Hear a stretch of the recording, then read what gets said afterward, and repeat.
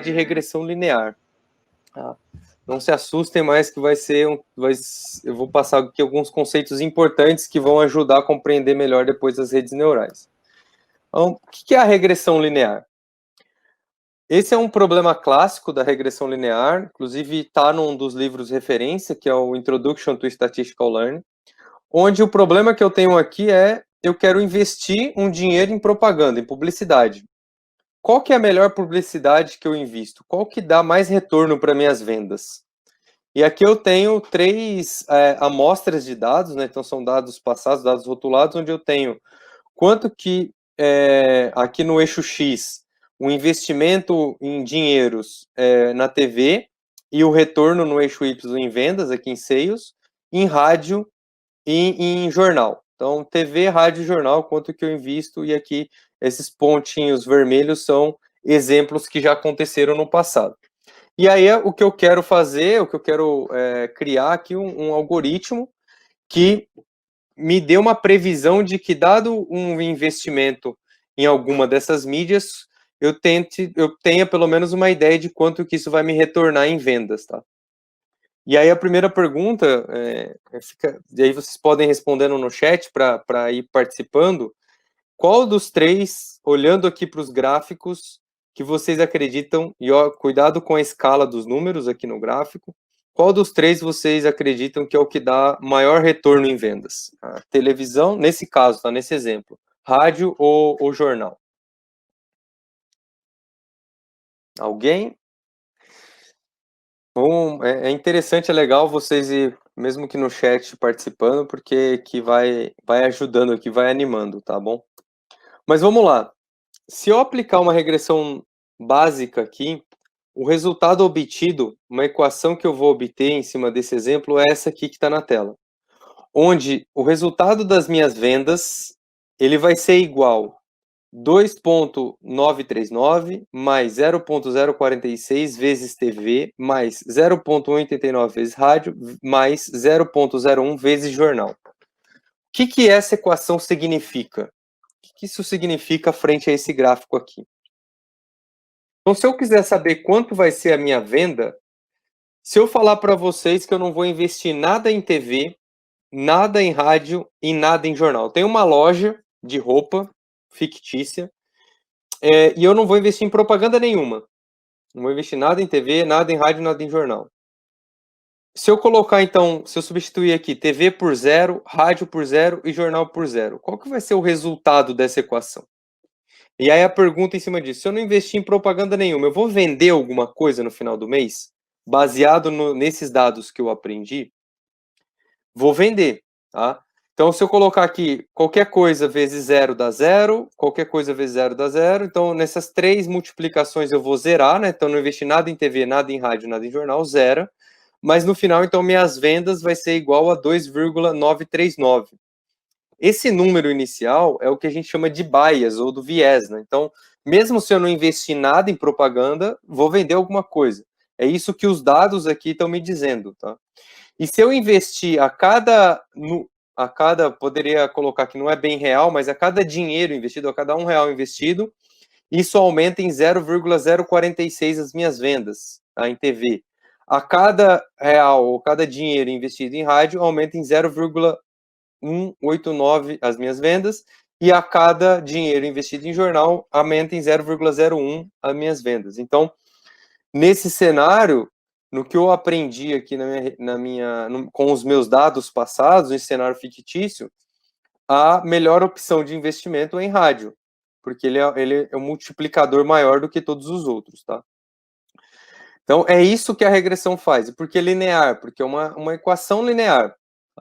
Caso nenhuma ação de propaganda seja feita, as vendas vão ser esse valor aqui, 2,93, e se a gente manter todos os valores constantes, a gente sabe que a TV ela vai aumentar 0,046 aqui nas minhas vendas. E a influência do jornal ela é quase nula. Tá? Então, o que é a regressão linear? O que ela faz? Ela é uma abordagem supervisionada, eu preciso de dados rotulados para treinar esse modelo. E ela chama linear exatamente porque ela assume a dependência linear entre as variáveis, né? A variável resposta y e os valores x1, x2 e xn aqui. Então, o modelo matemático da regressão linear é esse aqui que está na tela, onde o y, que é o que eu quero prever, é igual beta 0 mais beta 1 vezes x1 mais beta 2 vezes x2 e assim por diante, tá? E esses betas e x1, beta 2, x2, eles vão aumentando de acordo com a quantidade de features que eu tenho no meu modelo. E os betas aqui são os coeficientes que a gente aprende no modelo, tá? Isso vai, daqui a pouco eu vou trazer um exemplinho para ficar um pouco mais claro. Mas é importante ter em mente. Então, com base nessa equação aqui, né, y igual a beta 0 mais beta 1 vezes x1, trazendo aqui, então, beta vezes x e o beta 0 aqui representado pelo a. A regressão linear, ela vai tentar traçar uma reta no qual eu vou usar para fazer previsões depois, né? Então, essa reta aqui em azul poderia ser esse exemplo. E toda vez que eu mexer nesses coeficientes, ou no beta 0 aqui representado pelo A, ou no beta 1 que acompanha as features aqui representado pelo B, ele faz mudanças na minha reta. Se eu mexer no A, eu mexo o deslocamento da minha reta, e se eu mexer no B, eu mexo na inclinação dessa reta. Então, se eu mexer aqui no meu A, se o meu A for fixo e o meu beta for variável, o que vai acontecendo com a minha reta é isso, ela vai deslocando no espaço. E se eu mexer no meu, ela vai, na verdade, né, ela vai inclinando, vai mexendo a inclinação dela. E se eu mexer no meu A, deixar o meu B fixo e mexer no meu A, mexe aí o deslocamento dela. Ela se mantém na mesma posição, mas ela vai mexendo o deslocamento. Então, é isso que acontece quando eu trabalho aqui esses coeficientes da minha regressão linear. É importante esses conceitos que vai ajudar depois a entender a rede neural. E como é que eu meço se a minha regressão linear ela está dando um resultado positivo ou negativo? Tá? Eu vou medir com base, então eu tenho aqui meus dados de exemplos, vou traçar a minha reta ou a minha regressão, que é dada por essa fórmula matemática, e aí eu vou calcular qual é o meu erro em relação aos exemplos que eu tinha. Tá? Então, eu vou calcular o exemplo, quais são as predições que eu faria com essa reta que eu aprendi, com base nos exemplos que eu já tinha. E aí eu vou olhar qual que é o predito versus o real, e em cima disso, então, o predito, que é o y chapéu menos o y real, e o y predito, ele é dado por essa fórmula aqui, né? A mais B vezes X, onde o X é o valor que eu vou de entrada, e o Y é o valor predito, eu vou conseguir entender qual que é o meu erro aqui, qual que é o meu erro da regressão. E esse erro, ele pode ser, como dependendo se o meu dado está para cima ou está para baixo, se eu fizesse um erro diretamente esse cálculo, y menos y chapéu, o que ia acontecer? Alguns resultados iam ser positivos, porque está acima do que eu previ, outros iam ser negativos, porque está abaixo do que eu previ. E aí, um ia anular o outro, não ia funcionar. Então, por isso que a gente sempre faz o cálculo em módulo ou ao quadrado, tá? Desse valor aqui, que é um menos o outro. E para fazer o erro total, eu faço a somatória. Como eu tenho vários pontos aqui, eu vou fazer a somatória de 1 até n de todos os exemplos que eu tenho do valor predito pelo valor real ao quadrado. E esse é um erro bastante usado aqui quando a gente fala de regressão linear, que é o erro quadrático médio, que é o MSE. Eu também tenho uma variação dele, que é o RMSE, onde eu tenho a raiz desse valor, e também tenho o MAE, que é o erro absoluto médio, que de vez de ser o quadrado, esse valor é em módulo, tá bom? Então esse é o cálculo, é como a gente calcula. E uma regressão linear, né, a função de RMSE, ela é do tipo que a gente chama convexa. O que significa isso? Que é diferente das redes neurais, né? Principalmente as redes neurais profundas. Significa que uma vez que eu tenho essas possibilidades de resultado ou de erro, o meu erro pode estar aqui em cima, que é o maior erro que eu tenho, ou pode estar bem aqui no meio, que é o menor erro. Então, conforme eu vou usando alguns algoritmos de otimização, por ela ser convexa, eu sempre consigo chegar no menor erro possível naquele cenário, tá bom? Tá, e aí é mais ou menos assim que funciona, né? Se eu estiver usando um gradient search, que aí começa já a entrar em alguns conceitos que a gente vai abordar em redes neurais, a gente vai inteirando até achar para esse conjunto de dados a melhor reta possível. Quer dizer que o erro vai ser 0? Não. Mas eu vou chegar na melhor reta possível, porque ela é uma função convexa. Legal. Bom, passei aqui um pouco pelos conceitos, mas vamos tentar tangibilizar isso um pouco melhor com um exemplo. Tá? Então, a regressão linear ela é sempre usada para tentar prever um valor. Tá? E aqui eu tenho alguns exemplos. Eu tenho a pessoa 1, pessoa 2, pessoa 3, pessoa 4. E tenho duas variáveis, o peso dessa pessoa e a altura dela, tá bom? E aí o que eu vou querer é tentar prever, dado o peso, dado que eu tenho o peso dessa pessoa, eu vou querer prever qual que é a altura dela, tá? Então por isso que eu preciso ter na minha base de dados, como a regressão linear é uma técnica supervisionada, eu tenho que ter a minha feature, que é o peso, e a minha label, nesse caso, o que eu quero prever, que é a altura.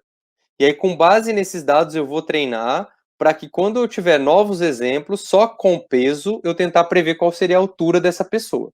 Tudo bem? Vão deixando perguntas aqui, tá? Vão deixando perguntas no chat, que aí o Cláudio e a Daniele vão me interrompendo, vão lendo e vão trazendo as questões. O importante é vocês trazerem as perguntas. Portanto, como eu coloquei, qual que é a fórmula da regressão linear? Y é igual a beta 0 mais beta 1 vezes x1. Nesse caso, eu só não tenho beta 2, beta 3, x2, x3, porque eu só tenho uma variável, que é o peso. Portanto, se eu quero prever o peso de uma pessoa, eu tenho que conhecer o x, quer dizer, se eu quero prever a altura, desculpa, de uma pessoa, eu tenho que saber o x, que é o peso, e eu tenho que ter o beta 0 e beta 1, que eu não tenho. Eu não tenho esse peso. Então, o que eu faço normalmente? Começo com um valor aleatório. Eu chuto um valor. Então, aqui eu chutei um valor de beta 0 igual a 3 e beta 1 igual a 0,7. E aí, qual que vai ser o valor da minha equação? Então, beta 0 e beta 1, eu chutei valores. Eu não sei esses valores, eu chutei. 3 e 0,7, valores aleatórios. E o x1 eu sei, que é 80 quilos da pessoa 1 aqui. E aqui, ó, só dando um disclaimer, não tem nome as pessoas, porque a gente tem que sempre trabalhar com dados anonimizados, né? E aí é uma questão importante aqui de responsible AI, trabalhar os dados com responsabilidade, mesmo no exemplo, né? Não personificar aqui, eu não preciso saber quem é a pessoa. Mas voltando aqui, então. Eu peguei aqui o valor do peso, 80 quilos. Quando eu coloco esse valor nessa equação, o que vai acontecer? 80 vezes 0,7 mais 3 dá 60. E aí, eu cheguei num valor aqui previsto. Então, o valor previsto de altura para essa pessoa de 80 quilos foi 60.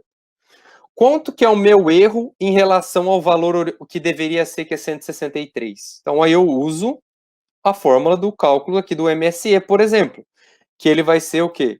O valor real, que é o y, menos o valor predito, o y chapéu, ao quadrado. E aí, se eu quiser calcular o valor de do meu experimento, eu faço a somatória de todos. Como eu quero calcular só o erro desse exemplo específico, eu não vou fazer o somatório. Ou seja, meu MSE é 163, valor real, menos 60, valor predito, y chapéu, ao quadrado, que vai dar 10.609. Então, o meu MSE, que o meu erro dessa previsão, é 609. Então, qual que é o meu objetivo? Chegar no menor erro possível. Então, o que eu faço? Pô, ficou muito menor do que eu deveria. Então, eu melhoro esses betas aqui. Então, o meu beta 0 e o meu beta 1, de vez de ser 3 e 0,7, eu vou incrementar ele um pouco. Então, ele vai ser agora 1,3 e 5. Tá? Incrementei os meus coeficientes. Quando eu pego o segundo exemplo da pessoa que pesa 85 quilos e coloco nessa nova fórmula, o meu valor predito vai ser de 115,5. Pego esse valor, aplico na minha fórmula de erro. 168 menos 115,5 ao quadrado, 2.756,25. Ainda é um valor alto, um erro alto, mas já diminuiu em 4 vezes aqui o erro inicial. Estou melhorando. Vamos de novo. Vamos incrementar um pouco esses coeficientes aqui. Agora o 5 vai para 10 e 1,3 vai para 1,6. Aplicando no exemplo 3 da terceira pessoa, da pessoa 3 aqui, vezes 90, que é o peso dela, a previsão de altura dessa pessoa é 154. 154, aplicando na minha fórmula do erro, 175 menos 154 ao quadrado dá 441. Pô, já diminuiu bem o meu erro aqui. Dá para diminuir mais? Dá. Vamos incrementar meus coeficientes, que agora vai ser 17 e 1,8. Quando eu pego a pessoa 4, que pesa 95 quilos, faço 1 vezes 1,8 mais 17, a gente chega aqui no y de 1,88. E quando eu aplico isso no meu RMSE, no meu erro, o que acontece? 1,88, que é o previsto, menos 1,88, né, centímetros aqui, tá? A altura está em centímetros. 1,88 m ou 188 centímetros. 1,88 menos 188 dá 0 ao quadrado zero, ou seja, o meu erro aqui deu 0. E aí a minha pergunta é, pô, então eu cheguei no modelo ideal, toda a minha predição vai ser 0? Toda a minha predição vai ser perfeita, meu erro vai ser 0? Não, não é verdade. Por quê? O que eu aprendo é um modelo único, vamos colocar aqui entre aspas, que vai ser aplicado depois. Mas eu tenho que chegar no que dá menor erro possível dentro daquele meu conjunto de treino. Qual que é meu conjunto de treino? Esses 4 exemplos que eu tenho aqui no monitor, aqui do lado esquerdo, certo? Se eu pegar essa fórmula aqui, esses coeficientes, onde eu consegui chegar no erro 0, e vou aplicar para todos os exemplos. Então, eu pego aqui o beta 0 valendo 17, o beta 1 valendo 1,8, e aplico para essa fórmula em todos os exemplos, tá? Então, quando eu aplico aqui, no primeiro exemplo, que pesa 80 quilos, o previsto vai ser que essa pessoa mediria 1,61 m, na pessoa 2, 1,70 m, na pessoa 3, 1,79 m, na pessoa 4, 1,88 m. E para cada uma dessas previsões, eu teria um erro, né? Aqui 4, 4, 16 e 0. Esses seriam os meus erros. Eu aplicar na minha fórmula do MSE, que é o somatório de todos eles, dividido aqui um ponto. No caso aqui eu tenho 4 exemplos somente na minha base de dados. Então ficaria 1 dividido por 4, somatório de 1 até 4 de todos esses exemplos aqui. Então o meu erro médio aqui seria 6, que é um erro bem baixo. Tudo bem? Então, o que eu fiz até aqui? O que eu aprendi? Então, o que eu mostrei nesse exemplo, eu espero que tenha sido um exemplo lúdico aqui para mostrar um pouco de como que o que um pouco mais simplista, mas o que tem de matemática por trás e o que eu aprendo. Então, toda essa etapa que nós vimos aqui, começando do primeiro exemplo e passando, incrementando os betas, é a etapa que a gente chama de treinamento do modelo. Eu estou treinando o meu modelo, qual que é o meu modelo? Meu modelo matemático é esse aqui, ó. Y chapéu é igual a beta 0 mais beta 1 vezes x1. Isso aqui é o meu modelo matemático, que dá a regressão linear. E eu não sei qual é o beta 0 e o beta 1. Por isso que eu tenho que treinar para aprender o beta 0 e o beta 1. Nesse exemplo fictício, eu aprendi um beta 0 e um beta 1 que me dá um erro muito pequeno, que é o beta 0 sendo 17 e o beta 1 sendo 1,8. Aí eu aprendi isso. Uma vez que eu aprendi, eu tenho um modelo que eu posso usar para predizer novos exemplos, tá? Então eu aprendi isso aqui, esse é o meu modelo aprendido, que y chapéu é igual a 17 mais 1,8 vezes x1. Aprendi isso aqui. E agora, esse é o meu modelo que eu vou colocar em produção. Para quê? Quando chegar essa pessoa 5, que pesa 88 quilos, qual é a altura dela? Qual é a altura? Eu não sei, é um dado novo que eu quero prever. Ou chegou uma pessoa, um cliente novo, eu quero prever quanto que ele vai investir, quanto que ele vai, eu não sei. Quero tentar ter uma previsão disso. O que eu faço? Pego esse valor de 88 quilos, aplico no meu modelo que eu já aprendi. Então, aqui eu estou fazendo novas predições no modelo que eu aprendi nos dados que eu já tinha. Por isso que no dado que eu já tenho, em modelos supervisionados, eu preciso ter o rótulo, ou com o rótulo aqui clássico, quando é um modelo de classificação, ou exemplos aqui no modelo de regressão linear. Tá? E aí eu vou conseguir usar esse modelo para tentar prever esse cliente novo. Qual que seria a altura dele, possivelmente. Tá? Que, no caso, se eu aplicar 88 aqui nessa fórmula, ele preveria que a altura seria aproximadamente 1,75 m, 175 centímetros. Tudo bem? Ficou claro? Alguém tem alguma dúvida para a gente esclarecer um pouco antes de seguir? O que é o modelo matemático? O que é um modelo? Porque a gente fala modelo de modelo normalmente é um modelo matemático, por isso que a gente resume em modelo, que é esse cara que dá uma regressão linear. O que eu aprendo? O que é o processo de treinamento? É com base nos exemplos que eu tenho, por isso que eu preciso do exemplo, para comparar quanto que eu estou errando e quanto que deveria ser, para tentar aprender esses coeficientes aqui, no caso beta 0 e beta 1. Uma vez que, quando eu termino o tempo de treino, é quando eu aprendi um coeficiente que me chega num erro baixo. E aí, uma vez aprendido, esse é o modelo matemático, esse é o modelo que vai entrar em produção para eu prever novos exemplos no qual eu não sei a variável target aqui, que no caso é a altura, mas ele vai me dar um valor com um erro baixo, um erro de aproximadamente 6, que é a média de erros que eu tenho aqui. Tudo bem até agora? Perguntas?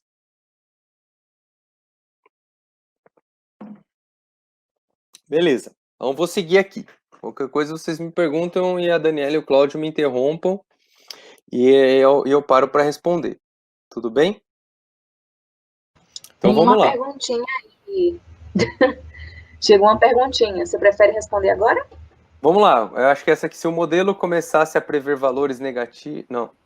Vamos lá. Como saber se o erro baixo é o menor possível? Boa pergunta. Esse erro, ele é baseado, como no tempo de treinamento, a gente vai sempre ser baseado nos exemplos que você tem.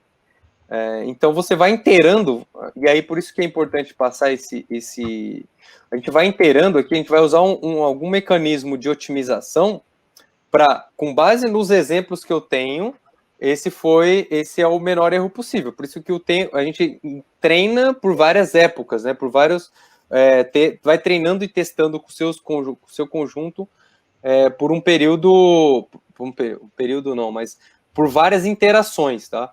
Até chegar, e como o RMSE, por isso que é importante entender isso aqui, como o RMSE é uma função convexa, que é esse desenho aqui, a gente monta, com base nos seus dados, a gente vai saber qual que é o menor erro possível com base nos seus betas, tá? Então, numa função linear, é possível saber que a gente chegou no menor erro possível com base nos seus exemplos.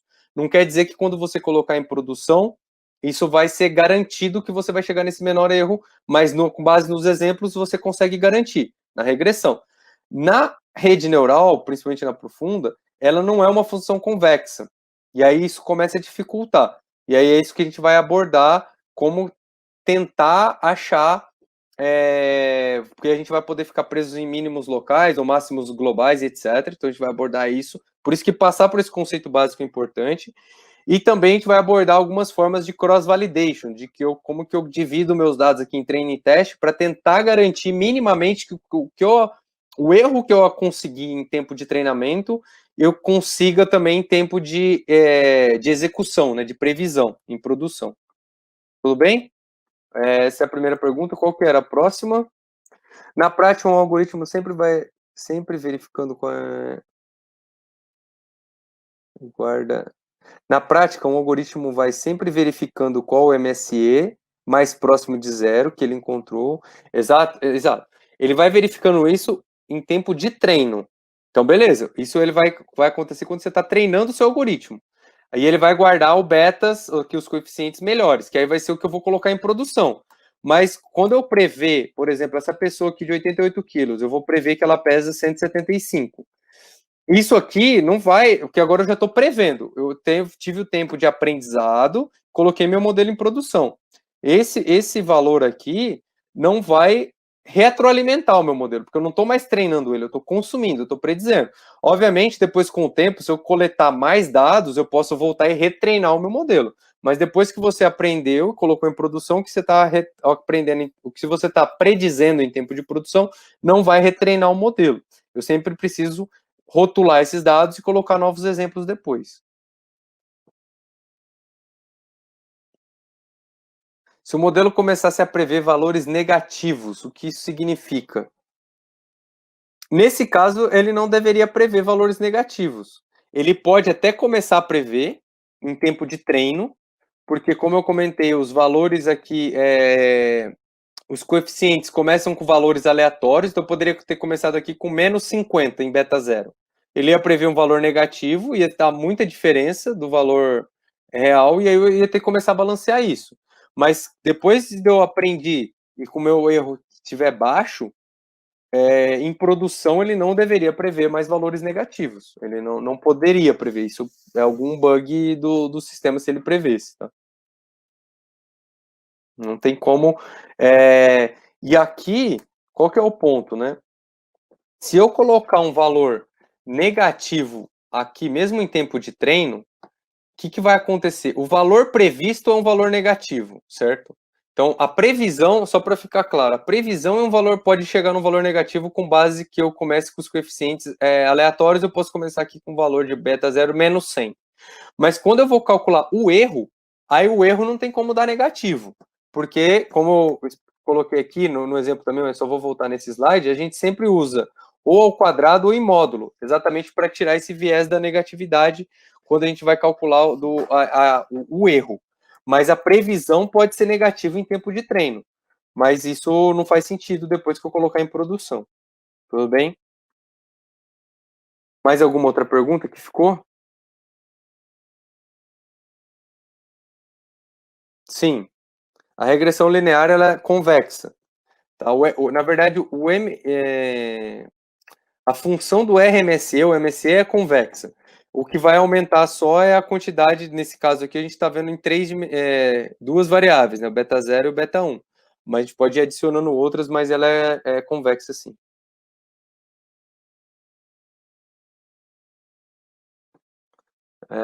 Como eu decido que a relação linear descreve bem o meu problema?